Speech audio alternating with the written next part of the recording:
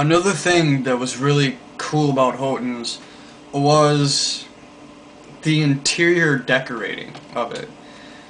It was surreal, man. You'd walk in there, you'd see all these old instruments put up on the wall. There's a Fender Strat that was owned by one of my dad's friends, the guy who's worked on my guitars, and I consider him a friend, but Jimbo Z, who owns a guitar repair shop right behind where Houghtons used to be.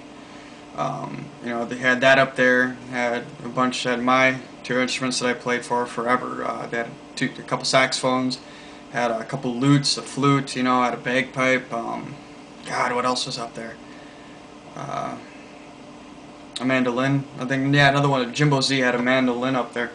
So there's a lot of cool stuff you could just kind of stare at for a while and be like, I wonder what that story is, how he got a hold of that, and had all these old books and like really old pictures of lacrosse. And if I remember, Bree told me, and it's true, that building was a historic site of lacrosse, and which makes it even sadder that it's gone now. But there's all these old shots of what lacrosse used to be in probably, God, 80 years ago or so. You're just like, holy shit, that's what it used to look like. And it was just really fucking cool to see that. Had all these old Guinness posters, oh my Guinness, which is pretty neat to see, and it was kind of chuckled looking at those. And I think they feel like little photos near the kitchen. You could take a look at those. There was one little picture that I liked. Two. There was this cartoon on the wall, which was next to some of the wine bottles.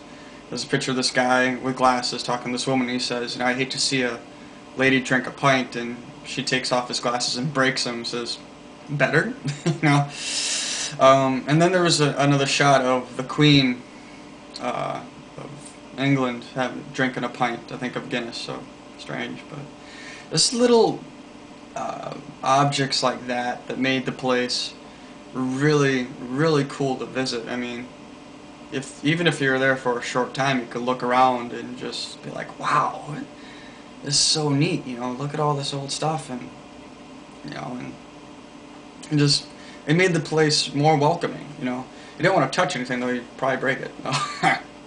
But yeah, it definitely made the place more welcoming. I will say that. And that's one thing that it was so sad to watch it being torn down, because all that stuff is gone. It's up in ashes. And there's a lot of really neat things in there. And it's really weird with these videos. It kind of proves the point. You really don't appreciate something until it's gone. And that's very true. And Houghtons was a very, very special place. And I think, hope if they do rebuild it, hopefully we could find some replacements to that stuff. But still, Zach said it won't be the same. But that's true. But the essence of it, I think, and the meaning behind it will still be the same. And I think that's what's important. Of course, I don't know. As Zach said, if they do rebuild, hopefully they'll make more space for a dance floor. Yeah, again, the interior of it was something, again, you didn't see anywhere else in lacrosse. And a lot of people are like, well, what about yesterday's? Because they have the wall of demonic boobs or whatever. But that still just does not compare to when you walked inside Houghtons, what you saw in there was just, it's something else. One of a kind, I can't take that away from the place, that's for sure.